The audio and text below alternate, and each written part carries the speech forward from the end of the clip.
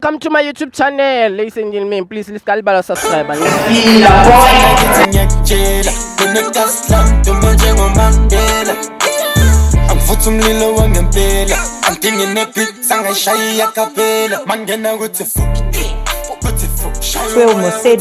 Trail Mosedi. But also look out for Trail Mosedi because he's coming through with a bang.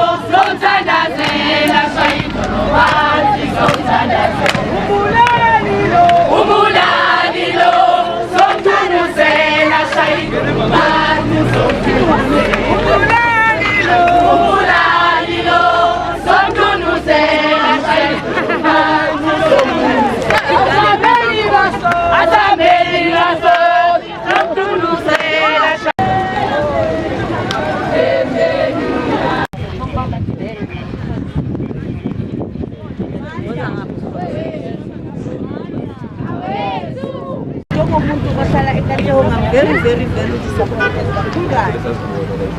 Umphakathi waseKatlehong and lento iya confuse because ama poster they're saying enough is enough. Silwa icrime yaseKatlehong. I understand ngento evelile yakantombi nabo whatever that is. But the poster besonto ukuthi yes, i-rape is but kakhulu akwenzakali rape. There's so many things ezenzakala asina freedom. Ama-cell phone akhona ukuphatha anikho safe nje asikho safe somphakathi. Kakhulu masesibona amaphoyisa. No banganichusi nothing, you are very safe.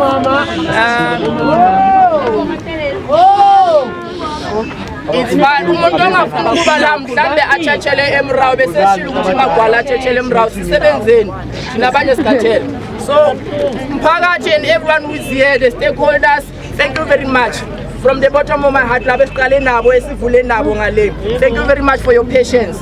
Abogogo abahambile nezinyawo baze bathola amalift sibonge kakhulu gogo. Alatsamela lifela, alatsamela mahala. There's a life that is going to be saved because of your presence here. There's a life that is going to change Yabana, but they are going to talk different and do things differently after today. The spirit of advocacy and activism mele siphile in the community of Katlehong. So silana sonke, this is the message is for everyone and to everyone involved. Everyone, we need to own it. Saba nokuntshela izinto esizaziyo. I-trust balane i-trust ayisekho.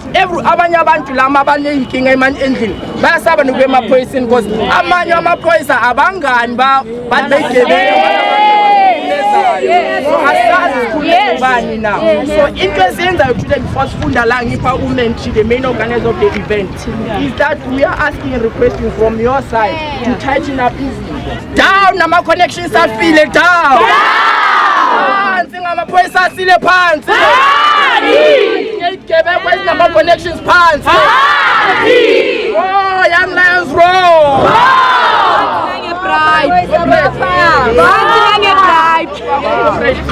Also as the Menchi, main organizer sanibonani ninjani? Siyaphila. First things first, ngicela ukubonga wonke umuntu okwazile ukuthi aze azomela iKatlehong. Izinto ezenzeka la eKatlehong. Sinama case wabocwecwe wase Eastern Cape. Everyone was trending. Bebaphusha lento le, but then we cannot deal ngezinto ezivela la eKatlehong. Kunguthi sonke sila sihlala eKatlehong, izinto ezisiaffectayo. Sinabantu abayi7 abasePambridge abangena house to house, abarape abomama, abangena bathatha imali babulala ama families. Izinto ezenzakalayo akusinto engizicreatele yona. So the reason we had this march, imarch bekungamelanga ibe incane kanje. The mission was that, the vision was that beyizoba inkulu, the whole community was going to adopt it because besibize neKCFM, besibize namanye ama stakeholders futhi. But then sibonga abantu abadala nabantu abancane abakwazile ukuthi bakwazi ukufika. Into ebalekile ukuthi siyenzile imarch yenzakala, and then the police are here ukuthi bazo accept imemorandum esibhalile ukuthi si community sicela ukwazi ukuthi imele sisebenzisane namaphoyisa kanjani. And then mangiya police station ukhuluma iqiniso, I've been working namanye amaphoyisa ayakutshela ukuthi umuntu uyamletha simbophe, then makafika ecourt kula kuyenzakala khona le into zabo. So we are here to say kumaphoyisa na ku the whole community, it is high time si unite one mentality, one mindset yokuthi iKatlehong it is not a playground for igebengu, akusindawo yabantu abadlwengulayo le, akusindawo yabantu ababulalayo. But then iKatlehong beyidume ngokuthi i-create ama leader. We had ama billionaires aphuma la eKatlehong, we had ama inventors, but then manje we don't have ama role models eKatlehong. Abekho bebhuti bengicabanga ukuthi bazoba khona ekungukuthi bekumele kube ama role model walabantwana esibalandelayo. So ngiyabonga abazali, ngibonga kakhulu ukuthi nikwazile ukufika, and ngibonga ama stakeholders athathe isikhathi sawo ukuthi akwazi ukuba la. Ngibonga iSkim TP Foundation, thatha zonke yizo labo mama bonke, Women of Hope, ANC, wonke ama politician, ngiyabonga kakhulu ukuthi nikwazi ukufika la. Buya Mhlali, wonke umuntu, the whole community siyabonga kakhulu. And then enye into futhi siyocela nisincedeni ukuthi sendlile ama case ayasolveka if kuba nemashi ngeke ngayenza imashi yase EWC nabantu aba very few ukudlula laba yalo mntwana bekahlabiwe lapha egate so angeke sihluleke mama singahlangana sisonke makupostwa into positive as much as sikwazi ukwenza ama challenge wala ma giant we can do ama challenge wezinto ezipositive ezizochinja i-community. It is high time basha, it is high time nathi sithatha irresponsibility because yithi esesikolweni ekseni labantu abasibulalayo abananhliziyo bafika labantwana babuye esikolweni afika mthathela ifoni ambulale so ukuvela masesivela ngama candle lighting akusizi ngalutho into ekumele sisize kore prevent umithina ube one bantu abadala Ntwethusang E1 ki prevention is better than cure. Kungcono kabi ukuthi sihlale sihlanganile sipreventa icrime ndani sihlangane masection umuntu. The time untombi ashonile bekunabantu abaningi lapho because they knew kuzoba nama video azotrenda kube ngathi bayasebenza. I did say it mangilapha ukuthi abantu abaningi abawenza umsebenzi just bapusha itrend. So it is high time sisukumani sisonke nawo amaphoyisa asosebenzisana nawo. Akusabantu ababi abo baba bethu laba abo bhuti bethu abo malume omunye uhlala nephoyisa endlini bakhona amaphoyisa right bazali then bakhona abangekho right silwisa icrime asilwisi iuniform asilu ne-uniform yomuntu makasilo ne-crime nale eyenzeka ngaphakathi emaphoyiseni abanye abantu bazothi ayi-crime iyenza abantu baseZimbabwe ini nabo bhuti bethu bayayenza abantu bala eKatlehong bayababulala abantu and so masizoba xenophobic ngalento le angeke sikwazi ukusolva lutho but then it is high time umuntu omnyama ahlangana. It is high time eKatlehong sihlangana lento le ibulala i-economy yaseKatlehong. So lento le affecta sisonke. Ngicela nitshele nabangani benu ukuthi guys it is high time si reporta icrime eyenzakalayo. Abanye benu next door uhlala nomuntu othengisa ama drugs. Uyamazi. Sihlala nabo labantu sisiba praise kube ngathi abantu abahamba noNkulunkulu kanti bayasimoshela. Mara into ngana amaphoyisa ayakwazi ngikona. Yes. Ngisho istatement esiwani umuntu omdala ngathi amaphoyisa ayamthatha umuntu bamise eRamkunupi. Ngene eRamkunupi bahlangana nama prosecutor. Then kulake kuthengwa khona icase. Icase ayithengwa la eRamkunupi. Ayithengeki icase eRamkunupi. Bayithenge court icase. So if you can work with this police sisebenzise nepower ye media. Masi report something yaya ku media akubi lula ukuthi bangayithenga icase yakho. Mina into engizama ukuyisho ukuthi mphakathi oseKatlehong it is high time sihlangana siba into eyi-one. Khona bomama bakhalayo la ngaphandle abanye abazange bakwazi ukuthi sathene nama candle lighting wabantwana babo because ama case awatrendanga. Maka bakhona abantu abashonile singazi kwenzakaleni. Bakhona abantu abarapiwe namanje icase akakasolva. Khona abantwana enginabo abama victims abasemtsamayi bancane balengana noCwecwe. Omunye urape ubabakhe. But because it's not trending ayithathwa serious. So mina ngicela ukuthi kancane siyeke itrend makasifocus kuzinto ezisilimaza ngamampela. It is high time imphakathi sisukuma sibambana ngesandla. Yekela ukuthi into ize nobani. Kubuka ize nobani yeke. Akusizi ukuthi uzothi uzoyisupporta because ine celebrity akusizi next. Ekugcineni ama celebrity wethu afika into etrendayo kuphela asifeyila. Thank you commander. So ngikopaniso really batsha ngiyi-one youth mina ekhathazekile. Ngina 17 years ngi-advocate for youth. Ngina le 17 years kili activist. Masingabambana abantwana basekhaya kungaba nomehluko la eKatlehong. Ngiyabonga. Sine memorandum la. Ngiphe umuntu usisi la azoyifuna ngoba ivoice yami iyasha malikhamba isikhathi. In her abscond.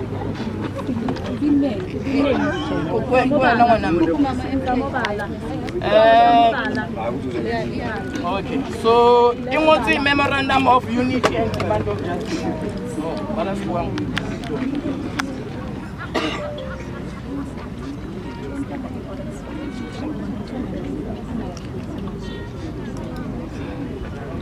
Okay, this is a memorandum of unity and demand of justice. This is delivered to SAPS, which is our one is Katlong North and Katlong South, which is Rampunu. Increase manpower in hotspot areas. Deploy additional resources and personnel to high crime areas to ensure the community is safe. Yeah, high initial. So, but then when I sign a straight, the new side, then I'll witness it.